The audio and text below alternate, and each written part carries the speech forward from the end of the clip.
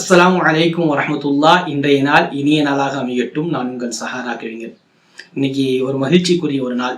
என்ன நாள் அப்படின்னா, இதுவரைக்கும் கூகுளில் நடிகர்களையும் விளையாட்டு வீரர்களையும் சர்ச் பண்ணி தேடிட்டு இருந்த, அவருடைய வாழ்க்கை வரலாறு தேடிக்கொண்டிருந்த இந்த சமூகம் முதல் முறையாக ஒரு ஆளுமை தேடிக்கொண்டிருக்கிறது.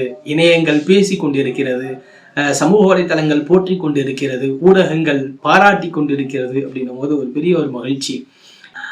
ஏபி அபுபக்கர் முஸ்லியார் உஸ்தாத் அவர்கள், கமருல் உலமா, ஷம்சுல் உலமா, இந்தியாவின் கிராண்ட் முஃப்தி அப்படின்னு பல தன்மைகளுக்கு பல பெயர்களுக்கு பொருத்தமான ஒரு நபர், வாழும் வலியுல்லா என்றுதான் சொல்ல வேண்டும். உஸ்தாத் அவர்களை இந்த சமூகம் தேடுகிறது என்கின்ற பொழுது ஒரு ஆலிமாக நான் மகிழ்ச்சி அடைகிறேன். ஒரு பெரிய ஒரு சந்தோஷம். எல்லா ஆலிம்களுக்கும் அவர் பெரிய ஒரு ரோல் மாடல். ஏன்னா 1978 ஒரு 25 அனாதைகளை வைத்து ஒரு சின்ன ஒரு மதரசாவை ஆரம்பித்தார்கள். அல்லாஹ்வுடைய மாபெரும் கிருபையினால், இறைவனின் பெரிய ஒரு ஃபதுலால் இன்னைக்கு பெரிய அளவில் வந்து நிற்கிது. பெரிய ஒரு சாதனைக்கு சொந்தக்காரர் உஸ்தாத். ஏன்னா இன்னைக்கு நிறைய பேர் வந்துட்டு ஆலிம்கள் என்ன முடியும் அப்படின்னு சொல்லும் பொழுது பொதுவாக ஒரு விஷயத்தை யோசிக்கிறோம். நம்மளாம் சிஏ, என்ஆர்சி, என்பிஆர் இதெல்லாம் அமலான பொழுதும், அதே போல சமீபத்தில் ஒன்றிய அரசால் கொண்டு வரப்பட்ட வக்ஃபு திருத்த மசோதாவை வருகின்ற பொழுதெல்லாம் போராட்டம் நடத்தினோம். ஆனால் அல்லாஹ் தாலா ஒரு அழகான விஷயத்த சொல்லுவான். ஃபிரௌனிடம் சென்று நேரடியாக மூசா அலைஹிஸ்ஸலாம் அவங்களை பேச சொல்லுவான். அப்போ எங்க போய் பேசணும் அப்படின்னா, எங்க அநியாயம் நடக்குதோ அங்கு நேரடியாக குரல் கொடுக்கணும் அல்லவா?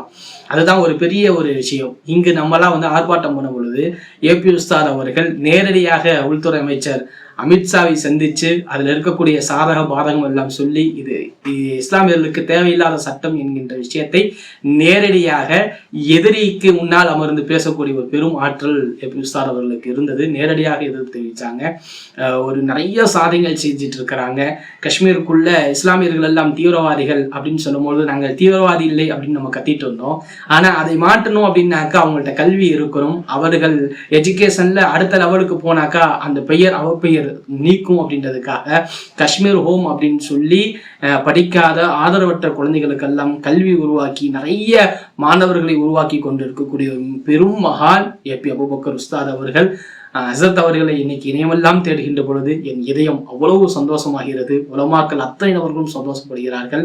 ஒரு ஆலிம் அரசியல் களத்தில் இறங்கினால் அது எப்படி மாறும் என்பதற்கு பெரும் உதாரணம் தான் இன்னைக்கு யமன்ல அந்த இன்னைக்கு நடைபெற இருந்த அந்த தூக்கு தண்டனை ரத்து செய்யப்பட்டது. அரசாங்கத்தினால் முடியாது, எப்படி ஒரு ஆலிமால் முடியும் என்கின்ற ஒரு பெரும் தேடல் எல்லோரிடம் வந்திருப்பதே பெரிய ஒரு மகிழ்ச்சி. ஒரு ஆலிம் சமூக சிந்தனையோடு இந்த சமூகத்திற்காக இறங்கினால் அது எப்படி இருக்கும் என்பதற்கு பெரும் எடுத்துக்காட்டு. நிறைய இளம் உலமாக்களுக்கும் ரோல் மாடலாக ஏபி உஸ்தாத் அவர்கள் இருக்கிறார்கள். அல்லாஹ் தாலா உஸ்தாத் அவர்களுக்கு எல்லா ஆஃபியத்தையும் தந்து நீண்ட ஆயுளுடன் இந்த சமூகத்திற்கு இன்னும் பல சேவைகள் செய்ய வேண்டும். அவர்களை பற்றி வாழ்த்துவதற்கோ பேசுவதற்கு எனக்கு வயது இல்லை. ஆனால் ஒரு சந்தோஷம், ஒரு மகிழ்ச்சி, ஒரு ஆலிமை இந்த இணையங்கள் தேடிக்கொண்டிருக்கிறது என்கின்ற பொழுது என் இதயம் பெரும் மகிழ்ச்சி அடைந்ததால் இந்த காணொலி போடுகிறேன். உஸ்தாத் அவர்களுக்காக துவா செய்யுங்கள். அல்லாஹ் நம் அனைவருடைய துவாக்களையும் கபூல் செய்து உஸ்தாதுக்கு எல்லா விதமான ஆஃபியத்தையும் நிரப்பமாக தரட்டும், எல்லா விதமான கைதுகளையும் நிரப்பமாக தரட்டும். அஸ்ஸலாமு அலைக்கும் வரஹ்மத்துல்லாஹ்.